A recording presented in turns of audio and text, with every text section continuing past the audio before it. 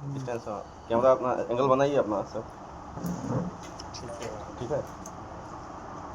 जिस तरह बिहार के पटना में श्रमिकों के लिए 5 रुपये भोजन और आवास का व्यवस्था किया गया है, क्या दूसरे ज़िले में भी इस तरह की व्यवस्था होने की कुछ संभावना है? ये अभी हम पायलट प्रोजेक्ट के तौर पर पटना में शुरू कर रहे हैं।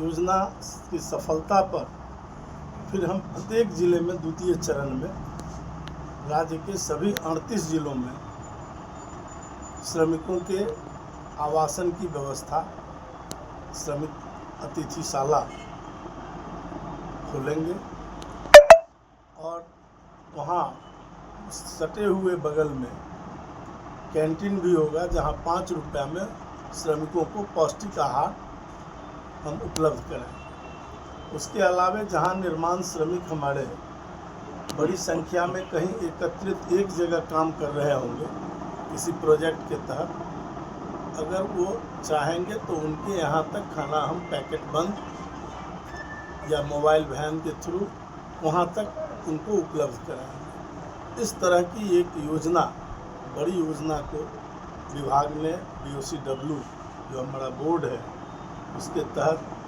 हमने उसको निर्णय लिया है चलाने का। और अभी पटना के 9 जगहों को चिन्हित करके विज्ञापन निकाला गया है। उसके लिए हमने एजेंसी को आमंत्रित किया है। एजेंसी जब उसमें आएंगे तो वो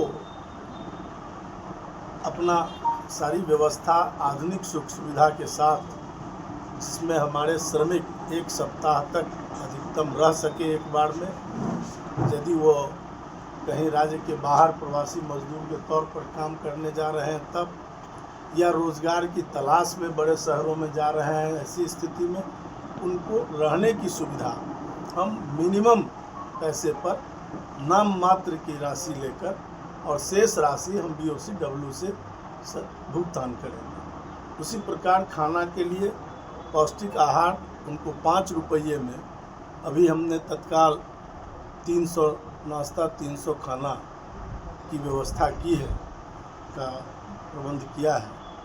और वो जब हमारा सफल हो जाएगा तो राज्य के सभी 38 जिलों में हम इस काम को प्रारंभ कर देंगे। सर, बिहार सरकार के द्वारा अभी जो कुछ दिन पहले पेपर में आया था दैनिक भास्कर में कि बिहारी छात्रों को पंजाब भटिंडा में जो है गुरुकाशी यूनिवर्सिटी में स्टूडेंट के साथ जो मारपीट किया गया है, उस संबंध में सरकार क्या संज्ञान लिया है और आपके विभाग के द्वारा या शिक्षा विभाग या बिहार सरकार उस पर क्या कोई डेलीगेशन बनाकर भेजा है? वहाँ राज्य के अनेक भागों में बिहार के हमारे छात्र, हमारे मजदूर रहते हैं। छात्र जहाँ पढ़ाई के लिए, बेहतरी के लिए, बेहतर शिक्षा के लिए जाते हैं, वहीं हमारे श्रमिक राज्य के बाहर अपने बेहतरी के लिए जाते हैं। तो ऐसी परिस्थिति में अगर किसी के साथ कुछ होता है तो बिहार की सरकार तुरंत उसका संज्ञान लेती है, संबंधित अधिकारियों से बात करती है, संबंधित वहाँ के राज्य सचिव से बात होती है, और अगर उसका समाधान नहीं हुआ तो माननीय मुख्यमंत्री जी स्वयं वहाँ के मुख्यमंत्री से बात करते हैं और उसका त्वरित समाधान करवाते हैं। कौशल विकास के द्वारा कुछ छात्र को जो आवेदन किए हुए थे, इससे पहले भी हम आपसे क्वेश्चन किए थे, उनका आवेदन स्वीकार होने के बावजूद भी पेमेंट आज 3 महीना से ऊपर होने के बाद यूनिवर्सिटी को नहीं पहुँचे के कारण छात्र को भारी कठिनाई का सामना करना पड़ा।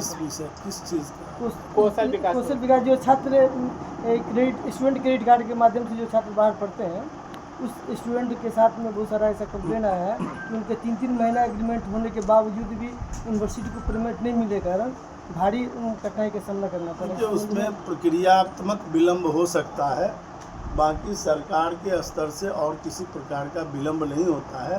प्रक्रिया पूरी नहीं होने की स्थिति में या कागजात डॉक्यूमेंट्स पूरा नहीं रहता है, ऐसी स्थिति में विलम्ब की संभावना बनी रहती है। जब सर और थोड़ा बहुत अगर विलम्ब होता है तब भी जैसे ही स्वीकृत होती है राशि, उसके राशि उसके पास तक, उसका देश तक राशि के प्रॉब्लम के कारण, क्योंकि एग्रीमेंट के समय में कोई राशि का प्रॉब्लम नहीं है। सारा पेपर काम कंप्लीट नहीं होता तब तक एग्रीमेंट होता है। बिहार का सारा काम चल रहा है। ये एक भ्रम पैदा विपक्षियों के द्वारा किया जाता है कि सरकार के पास राशि का अभाव है।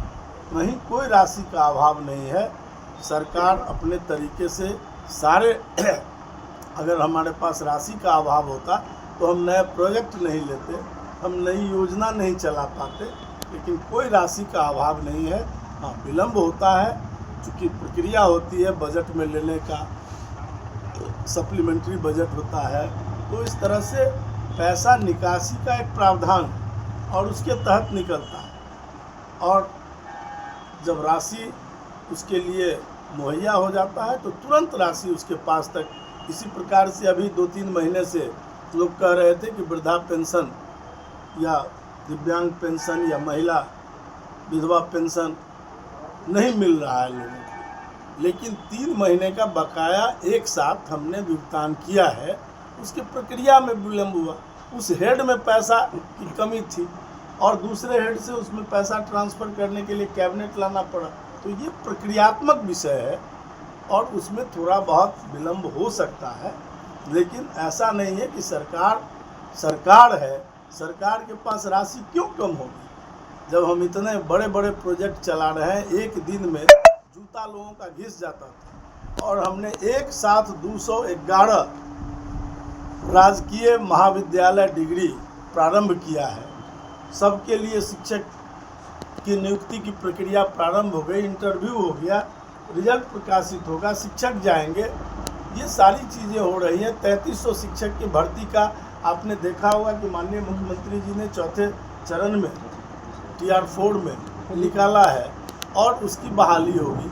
तो जब इतने बड़ी संख्या में हम बहाली कर रहे हैं, आप देख रहे हैं कि श्रमिकों के आवास के लिए हम व्यवस्था कर रहे हैं, श्रमिकों के भोजन के लिए व्यवस्था कर रहे हैं, उससे आगे भी अभी हम और कुछ करने वाले हैं श्रमिकों के बेहतरी के लिए कि हमारे यहाँ जो सबसे अंतिम पायदान पर खड़ा व्यक्ति है उसको भी हम सब प्रकार की सुविधा से लैस कर सके। यही सरकार की तो जिम्मेदारी है। एक साथ हमने 511 हाई स्कूल को मॉडल हाई स्कूल में परिणत किया है। तो इस प्रकार से रोज़ आप देख रहे हैं कि 25, 30, 40 हर सप्ताह कैबिनेट में विषय आ रहा है और जैसे जैसे हमारे अधिकारी उसको तैयार करके ला रहे हैं, जैसे जैसे हमारे माननीय मंत्री उसको अप्रूव्ड कर रहे हैं, वैसे वैसे नई योजना भी तुरंत शुरू हो रही है। पर्यटन के क्षेत्र में आपने देखा है कि अभी हमने हेली टूरिज्म पर ले गए हैं। तो बिहार तेज गति से विकास कर रहा है और माननीय मुख्यमंत्री सम्राट चौधरी जी के नेतृत्व में तेज गति और त्वरित निर्णय के लिए ये सरकार जानी जा रही है। ये इस सरकार की विशेषता है कि हम तेज गति से जहाँ काम करते हैं वहाँ त्वरित निर्णय भी करते हैं। इसमें कहीं कोई विलम्ब नहीं होता है।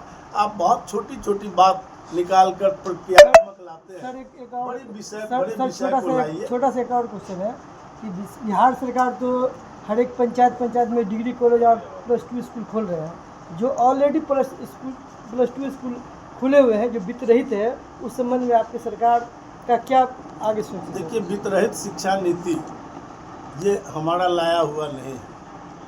जो विपक्ष के लोग लाए थे उनसे क्यों नहीं पूछे कि आपने 278 प्रस्वीकृत महाविद्यालयों को खोल के अनाथ क्यों छोड़ दिया इतने वर्षों तक?